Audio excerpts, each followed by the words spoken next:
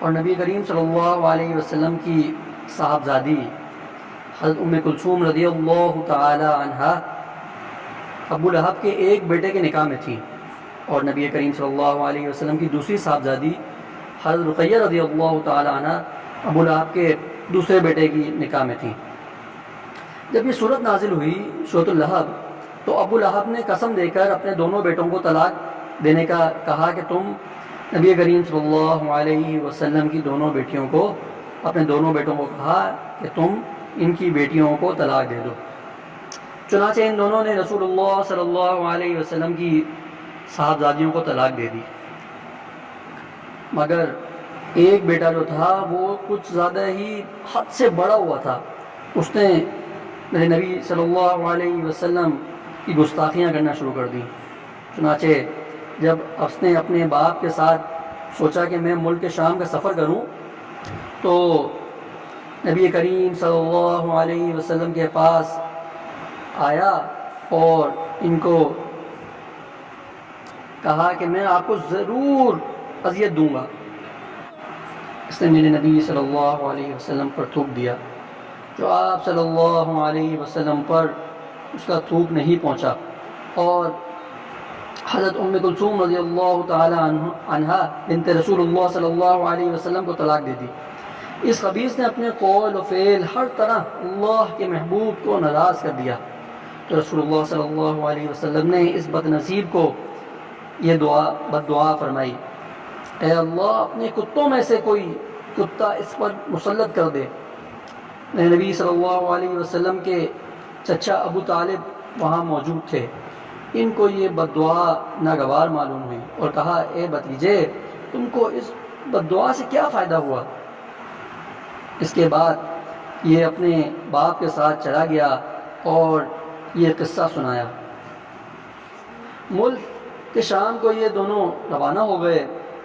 اور راستہ میں ایک جگہ ان لوگوں نے پڑاؤ ڈالا تو ایک راہب ان کے پاس آیا اور ان لوگوں سے کہا کہ یہاں درندے بہت ہیں، احتیاط سے رہنا۔ تو ابو لہب کو میرے نبی صلی اللہ علیہ وسلم کی بد دعا کے پورا ہونے کا یقین تھا۔ اللہ اکبر! یہ دیکھیں، یہ بات بڑی سوچنے کی سمجھنے کی ہے کہ ان کو جو میرے نبی کو مانتے نہیں تھے اور ان کی باتوں کو بھی نہیں مانتے تھے، لیکن ان کی باتوں کا پورا ہونے کا یقین ہوتا تھا۔ اور آج ایک ہم ہیں کہ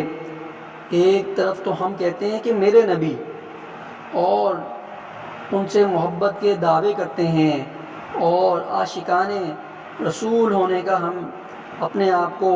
تسلیم کرواتے ہیں دنیا سے کہ ہم سب سے بڑے نبی کریم صلی اللہ علیہ وسلم کے محبت کرنے والے ہیں، لیکن دوسری طرف ہم کیا کرتے ہیں کہ دوسری طرف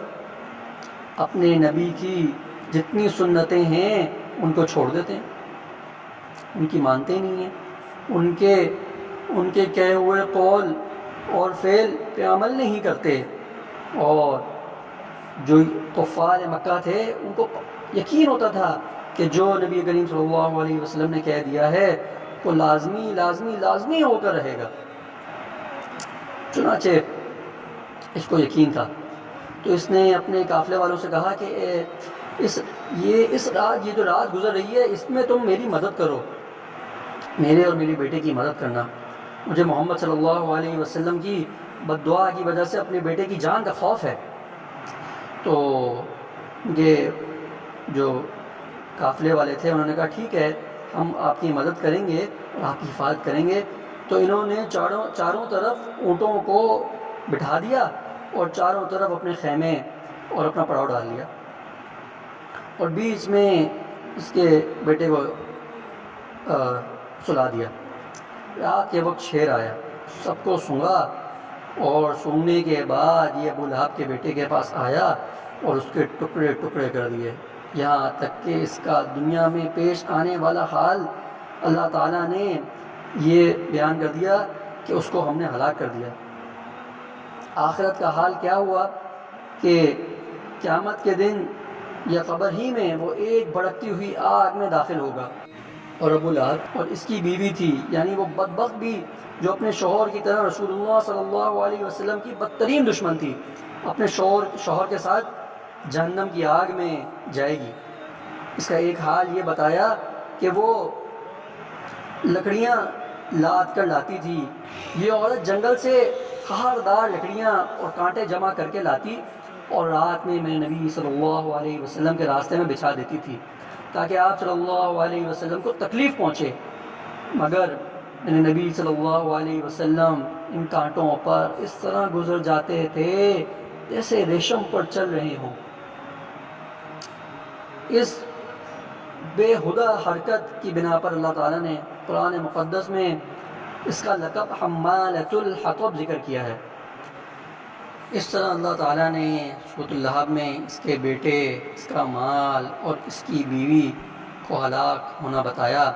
اور یہ سب بتایا کہ یہ سب چیزیں اس کے بالکل کام نہ آئیں، اور یہ دنیا میں بھی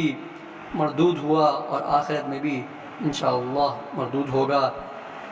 اور یہ کیا ہے؟ یہ ہمارے لیے سبق ہے، پھر ہمارے لیے سبق ہے۔ میں ہر واقعے میں بتا رہا ہوں کہ یہ سارے واقعات کس کے لیے ہیں؟ یہ لوگ تو چلے گئے اس دنیا سے، پیچھے بچا کون؟ پیچھے بچے ہم اور آپ۔ اللہ تعالیٰ نے یہ واقعات اور یہ قصے کہانیاں صرف سننے اور مزے لینے کے لیے نہیں بیان فرمائیں، بلکہ یہ میرے اور آپ کے لیے بتائی ہیں کہ ہم ان کو سن کر، ان کو پڑھ کر، ان کو سمجھیں اور پھر سبق حاصل کریں کہ ہم کیسے اللہ کی مانیں اور اپنے نبی صلی اللہ علیہ وسلم کی مانیں۔ دن کی ہم صبح شام محبت کے دعوے کرتے ہیں کہ ہم نبی کریم صلی اللہ علیہ وسلم سے محبت کرنے والے ہیں، لیکن ہم نہ نبی کی مانتے ہیں اور نہ اللہ کی مانتے ہیں۔ پھر وہی صبح ہوتی ہے، پھر وہی رات ہوتی ہے، اور ہم وہی نفس و شیطان کے مکر و فریب میں جھگڑے رہتے ہیں۔ اللہ تعالیٰ مجھے بھی بچنے کی توفیق عطا فرمائیں اور سب سننے والوں کو بھی ان گناہوں سے بچنے کی توفیق عطا فرمائیں۔ وآخر دعوانا الحمدللہ رب العالمین۔